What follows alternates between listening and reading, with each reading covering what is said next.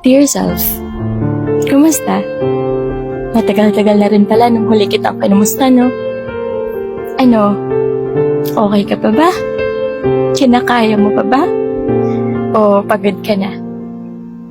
Kahit hindi mo man ako sagutin ng diretso, huwag kang mag-alala. Alam ko naman ang totoo. Nitong mga nakalipas na araw, naging mahirap sa'yo. May mga laban kang muntik ka na talagang sumuko. Mga pinagdadaanan na ikaw lang ang nakakaalam. Mga sakit at luha na ikaw lang ang nakakaramdam. Kaya di kita masisisi kung may mga pagkakataon na napapagod ka na. Kasi ang buhay, minsan, nakakapagod naman talaga. Ilang beses mo nang sinasabi sa sarili ang katagang laban lang.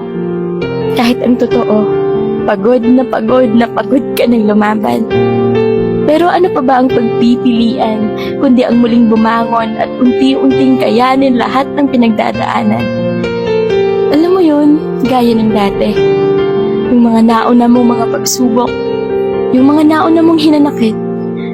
Alam nating pareho kung gaano nakadami ang pinagdaanan mo, pero nalampasan mo yun.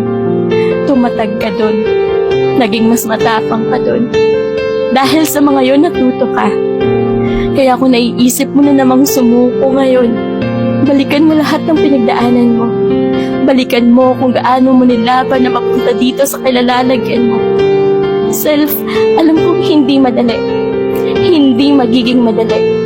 Pero sana sa panahong pasuko ka na, maalala mo sana kung anong rason kung bakit ka nagsimula. Oo, nakakapagod at mapapagod ka pa. Pero hindi naman ibig sabihin niya na hindi ka pwedeng magpahinga. Balang araw, lahat ng pagod na yan magiging worth it yan. Balang araw, lahat ng sakit na pinagdaanan mo, maiintindihan mo kung bakit mo kailangang pagdaanan. Kaya kapit ka lang, kumapit ka lang.